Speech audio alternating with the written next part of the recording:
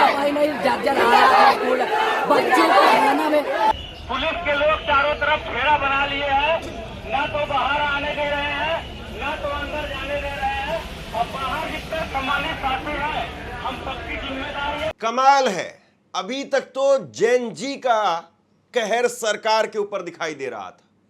जेन जी से सरकार निपट नहीं पाई थी, लेकिन अब जेन जी से आगे वाली जनरेशन जेन अल्फा मैदान में आ गई। जेन अल्फा वो अब सड़कों पर है, यानी स्कूली बच्चे। जेन जी तो वो हैं जो स्कूल पास कर चुके हैं या स्कूल बस पास करने वाले हैं, कॉलेज में एंट्री हो चुकी है, कॉलेज पास कर चुके हैं। लेकिन जेन अल्फा वो हैं जो अभी स्कूल का बस्ता लेकर के स्कूल में जा रहे हैं, और वो जेन अल्फा वो अब सड़कों पर है, और एक जगह नहीं, दो जगह पर नहीं, बल्कि कई अलग अलग जगह पर। और ये आप देखिए, ये तो कहर मचा दिया है। इस तरीके के मीम जो बन रहे हैं मोदी जी को लेकर के, फ्रेंड्स हंसेंगे तो मतलब आप हंसी नहीं रोक पाएंगे। इन लोगों से कैसे आप टकराएंगे साहब, कैसे, किस तरीके से? ये लोग शैम्पू लगा करके आ गए, शैम्पू लगा करके आ गए और कह रहे हैं फ्रेंड्स। ये जो है वो माननीय मोदी जी के साथ में वो ठीक नहीं हो रहा है, ये नहीं करना चाहिए भाई। अभी पता नहीं कोई फिल्टर है या किसी ओरिजिनल हो रहा है, अब मुझे पता नहीं है। आप लोग जरा देख करके एक बार बताइए, मामला, ये मसला है क्या? ये मोदी जी वाला जो मसूदा है क्या? जरा देख करके बताइए। फ्रेंड्स, मैं जानता हूं कि थैंक यू फ्रेंड्स, कल देर रात, थैंक यू फ्रेंड्स।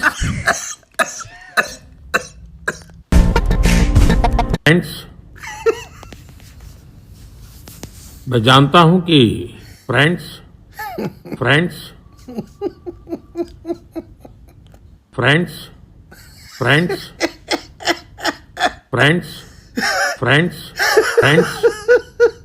अब बताइए इन लोगों से आप कैसे निपटेंगे? शैम्पू लगा करके आ गए फ्रेंड्स, कोई इधर से लगा रहा है, कोई इधर से लगा रहा है। ये हींग लगे ना फटकरी रंग चोखावे, वो वाले मामला है ये। इस प्रोटेस्ट के लिए आपको कोई विदेशी फंडिंग की जरूरत नहीं है, कुछ जरूरत नहीं है। कहर ढा देंगे ये लोग, और इन पर सरकार कैसे काबू पाएगी समझ में नहीं आता है।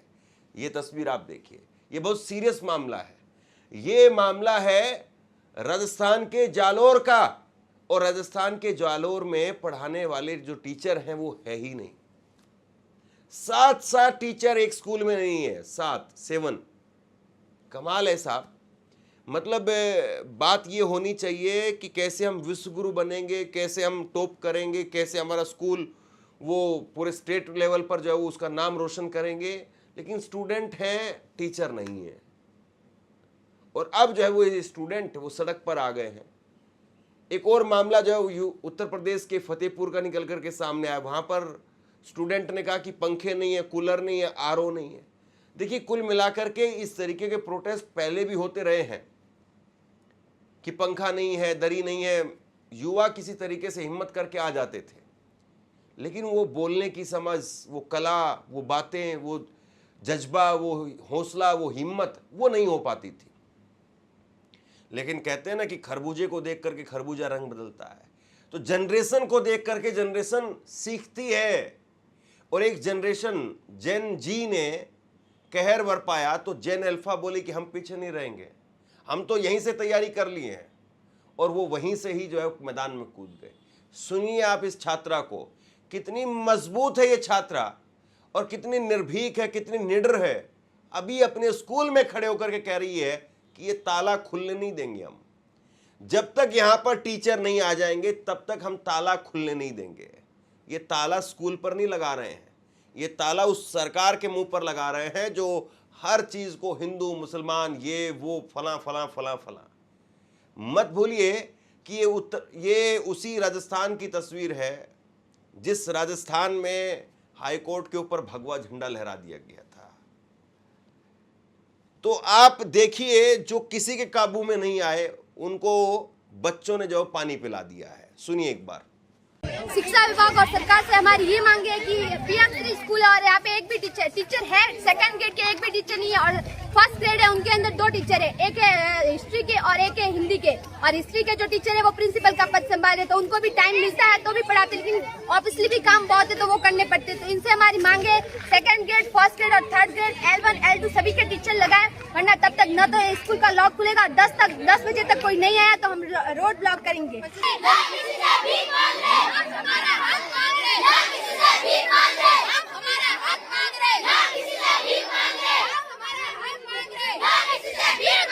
इसके बाद में ये जेन अल्फा वो सड़कों पर आ गए। जरा ये तस्वीर आप अपनी स्क्रीन पर देखिए। राजस्थान रोडवेज की बस है और उस बस को रोक दिया है, स्टूडेंट्स वो सड़कों के ऊपर आ गई हैं और यहाँ जो दृश्य नज़र आ रहा है, यहाँ जो माहौल नज़र आ रहा है वो अपने आप में बहुत कुछ कहता है। याद करिए पिछली बार जब बारिश हुई थी, इसी राजस्थान के अंदर स्कूल की छत गिर गई थी और कई बच्चे दब गए थे उसके नीचे। इस तरीके के मामले बहुत बार सामने आते हैं, लेकिन अब ये बच्चे बोलना सीख गए, अब ये बच्चे सड़कें जाम करना सीख गए, अब ये बच्चे अपनी बात मनवाना सीख गए। और तो और सुनिए आप, अब डीएम साहब को ये चौथी क्लास, छठी क्लास, 8वीं क्लास, 10वीं क्लास के बच्चों के लिए आना पड़ रहा है। डीएम भी कहेगा कि भैया कहाँ मरवा दिया है। मतलब कोई बड़ा मसला होता तो समझ में आता, अब चौथी क्लास के बच्चे, 8वीं क्लास के बच्चे, छठी क्लास के बच्चे, उनके आगे जाकर के हाथ जोड़ना पड़ेगा। पहले तो होता था कि किसान सड़क पर आएगा, मजदूर सड़क पर आएगा, कोई संगठन के लोग सड़क पर आएंगे, तब जाकर के डीएम एसपी वगैरह जो है वो आते थे। लेकिन इन बच्चों ने डीएम को कहा कि डीएम साहब आइए, और डीएम साहब जब तक नहीं आएंगे हम मानेंगे नहीं। बच्चों की किरण मारा और शौचालय कोई सफाई नहीं, जर्जर हालत स्कूल, बच्चों को खाना में सही ढंग का मिलता नहीं। और हम लोग मिलकर धरना दिए तो शिक्षकों को कोई तरह आगे नहीं आने दे रहा, उनको रोक रहा है। हम सब बच्चे अंदर है, बाहर आना चाहते हैं तो उनके ऊपर दबाव बना रहे हैं सब, और खेल के लिए धमकी दी जा रही है, बढ़ाना चाहते उसमें होनी चाहिए नहीं। हम इसके पहले 11 किए, अभी किया, कोई हमारी सुनाई नहीं हो। हमको फेल करने कोई बच्चा जाता है इसकी फेल करने बिल्कुल आप बोल सकते हो, कोई बच्चा जाता फेल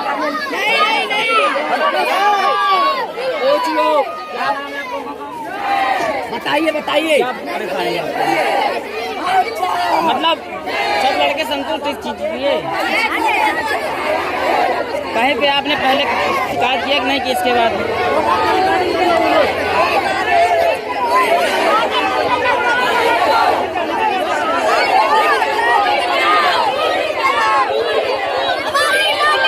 सरकार के लिए खतरे घंटी बज चुकी है। सरकार माने या ना माने, लेकिन खतरे घंटी बज चुकी है।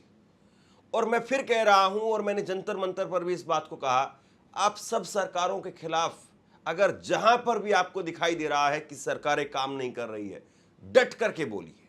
स्कूल में बच्चे हैं लेकिन टीचर नहीं है, बोलिए साहब कि हमें टीचर चाहिए। पानी नहीं है तो पानी के लिए लड़िए, आरओ के लिए लड़िए, बिजली पंखे के लिए लड़िए। और यही सब कुछ हो रहा है उत्तर प्रदेश के अंदर। फतेहपुर में योगी आदित्यनाथ के राज में ये हो रहा है, वो हो रहा है, ऑस्ट्रेलिया तक झंडे छप रहे हैं, और योगी आदित्यनाथ को तो पीएम बना दो, सीएम नहीं बल्कि पीएम बना दो, इस तरह की बातें चलती। लेकिन सच्चाई ये है कि वो अपने रहते हुए 10 साल के अंदर स्कूलों में बिजली, पानी, पंखा ये तक नहीं दे पाए हैं। और बिजली, पानी, पंखा और इन सब के लिए जो है वो स्टूडेंट्स को सड़क पर आना पड़ रहा है।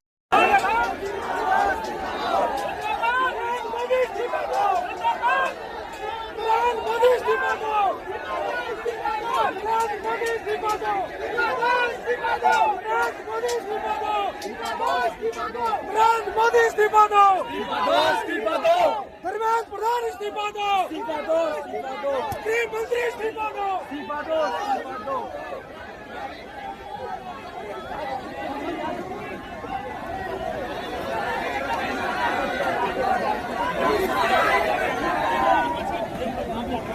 बवाल मचा, हंगामा हुआ। उसके बाद में प्रशासन को सामने आकर के कहना पड़ा कि भैया हमने फतेहपुर इंटर कॉलेज के जो छात्र हैं, स्कूल के छात्र, उनकी बातें मान ली हैं। अब स्कूल में पंखे लगेंगे और उसके साथ साथ water cooler, desk, bench, wiring, ये सारी जो मांगे थी वो मान ली गई हैं। कोई बहुत बड़ा आपने उनको विश्व गुरु का ला करके तमगा नहीं दे दिया है, लेकिन आप सोचिए कि इतनी सी बात के लिए अब युवाओं को सड़क पर उतरना पड़ रहा है। बच्चों के द्वारा जो लिखित मांगे की गई जिसमें से बिजली, पंखा, पानी और ये डीएम संबंधी विशेष समस्याएं उन्होंने इंगित की है। लिखित रूप में उनको बता दिया गया है कि प्रत्येक कमरे में हम लोग 4 पंखे लगवाने जा रहे हैं और जो आज रात से लेकर कल तक लग जाएंगे। वायरिंग जो है हमारी ओपन है, उसको हम लोग बाय वायरिंग पाइप वाली कराएंगे। इसी तरीके से एमडीएम का जो मेनू है उसके अनुसार मात्रा और मेनू सुनिश्चित करा जाएगा। जो 6, 7, 8 के बच्चों को डेस्क बेंच चाहिए उनको 1 महीने के अंदर डेस्क बेंच की व्यवस्था कराई जाएगी। पेयजल के लिए अलग एक आरओ और एक वाटर कूलर बच्चों के लिए उसकी व्यवस्था कराई जाएगी।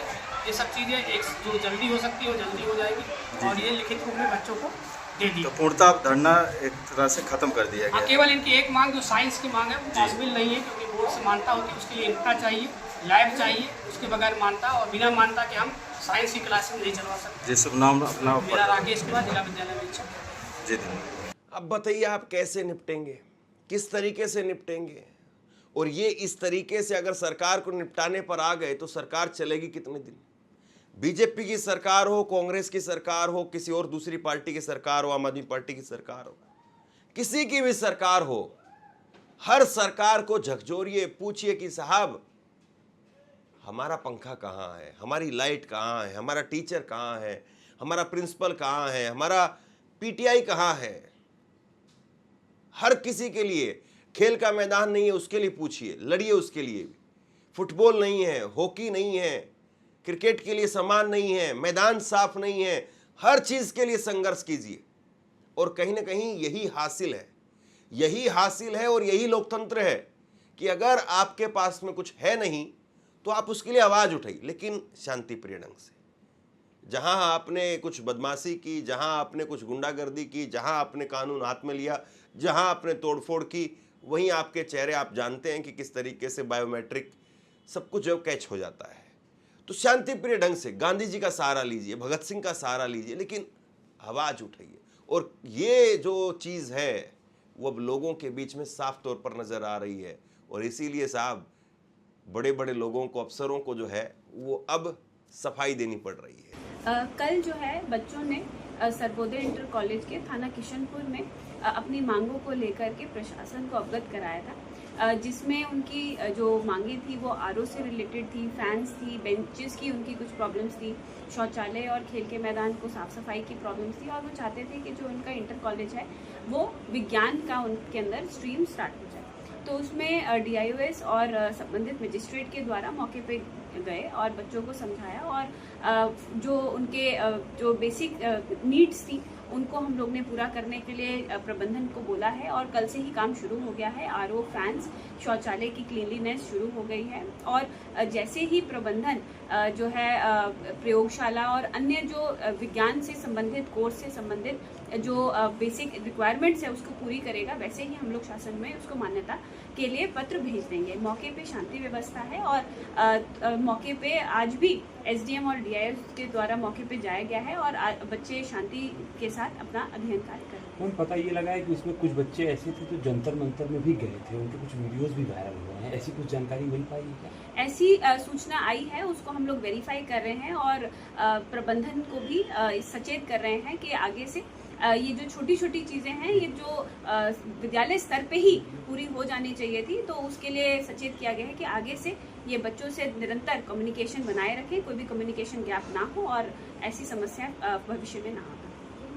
इसके बाद में एक तस्वीर मैं आपको और दिखाता हूं और ये तस्वीर आप अपनी स्क्रीन पर देखिए। ये बिहार एक और बीजेपी का डबल इंजन की सरकार वाला राज्य, वहां पर बिहार के गया में बहुत बड़ी तादाद में स्टूडेंट्स वो अपनी मांगों को लेकर के, वही बिजली, पानी, पंखा और इन सब चीज़ों को लेकर के आग बबूला हो उठे और डीएम को स्कूल में जाना पड़ा। ये तस्वीर आप जो देख रहे हैं वो डीएम साहब हैं और डीएम साहब को जो है स्कूल में आना पड़ा है। किस किस को आना पड़ेगा, किस किस को जाना पड़ेगा, ये सबसे बड़ा सवाल है। और ये आने और जाने के बीच में वो जो मोदी जी कह रहे थे कि भैया 2047 तक रहेंगे, तो 29 तक रह पाएगी सरकार, सबसे बड़ा सवाल है। और बड़ी बात यह है कि अब सरकार जिस भी तरीके से जैसे भी अपना पत्ता फेंकने की कोशिश कर रही है, वो सारे पत्ते उल्टे पड़ रहे हैं। मैं एक वीडियो आपको दिखाता हूं।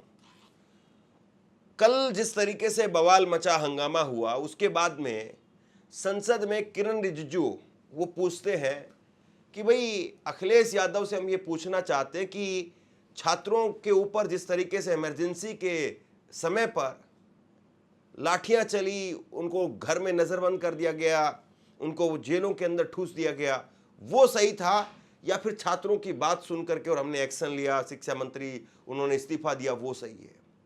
अब सुनिए उस पर अखिलेश यादव कैसे चुटकी ले रहे हैं। अखिलेश कह रहे हैं कि इसका मतलब सरकार मान रही है कि ये इमरजेंसी वाली हालात है, और हमने इमरजेंसी तो नहीं देखी लेकिन कम से कम इमरजेंसी को पढ़ा जरूर है, और जो इमरजेंसी को पढ़ा वो दिल्ली में दिखाई दिया। मैं पूछना चाहता हूं कि छात्रों का आंदोलन के बाद सरकार उनका बात सुन के पार्लियामेंट में बिल लेके आता है, ये अच्छा है, या जो आंदोलन होता है तो उसको कुचलने के लिए देश में इमरजेंसी लगा देता है, वो अच्छा? आप बता दीजिए।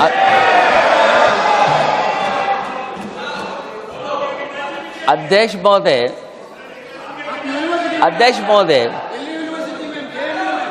महोदय, मैं इमरजेंसी को तो नहीं देखा हूं, लेकिन इमरजेंसी में क्या क्या हुआ है वो अभी दिल्ली की राजधानी में भी देखने को मिल गया है।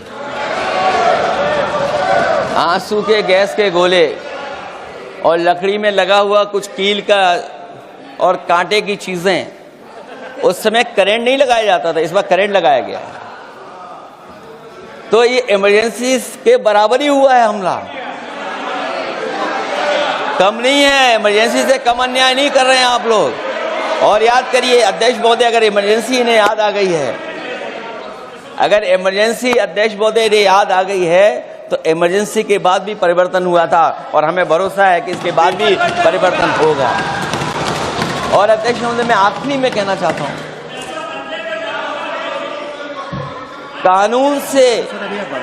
कानून से नहीं, नियत साफ होगी तब नीट का परीक्षा साफ होगी। सवाल कानून का नहीं है, आपकी नियत साफ नहीं है, और जिस समय आपकी नियत साफ होगी तो परीक्षा भी साफ हो जाएगी। और हमारे साथी जो कुछ और बातें उठा रहे हैं, आज मौका नहीं है, लेकिन आपको भगवान भी माफ नहीं करेंगे, क्योंकि आप चढ़ावा चोरी में शामिल हुए हैं। अब जिस तरीके से ये आक्रोश बढ़ता चला जा रहा है, सरकार के पास में रास्ता क्या है, ये सबसे बड़ा सवाल है। और इस रास्ते को, इस तरीके को आप बदल सकते हैं क्या? मोदी जी परीक्षा पर चर्चा करते हैं, इस बार वो परीक्षा पर चर्चा वाला मामला भी बन नहीं पा रहा है। और इसकी एक बड़ी वजह, बड़ी बानगी वो आप ऐसे समझिए कि मोदी जी को दिन में, अभी पिछले संडे को दिन में मन की बात करी, और दिन में मन की बात करने के बावजूद शाम को आकर के वही फ्रेंड्स शैम्पू लगा करके नहीं आए थे। मोदी जी के तो बाल ही सफ़ेद हो गए, बच्चे शैम्पू लगा करके आते मोदी जी की नकल करने के लिए। तो फ्रेंड्स कह करके उन्होंने अलग से वीडियो बनाई, क्योंकि उनको पता है कि जो सरकारी कार्यक्रम है वो ये बच्चे नहीं देख रहे हैं, ना वो टीवी देखते हैं, वो मोबाइल देखते हैं, मोबाइल में इंस्टाग्राम देखते हैं या फिर फेसबुक और यूट्यूब देखते हैं। इसीलिए मोदी जी को उस स्टाइल में आकर के अब बात करनी पड़ रही है। और जेन जी से आप निपट नहीं पाए थे, जेन अल्फा, उससे आप कैसे निपटेंगे? अब एक तरीका ये है कि सरकार जो केस वगैरह लगा रही है, अब ऐसे में एक लड़का सामने आया है जिसका नाम है मोहम्मद सदाकत। मोहम्मद सदाकत वो कह रहा है कि भाई मैं 4 महीने से रसिया के अंदर हूँ, रूस में हूँ, और मेरे ऊपर भी जो FIR कर दी गई है।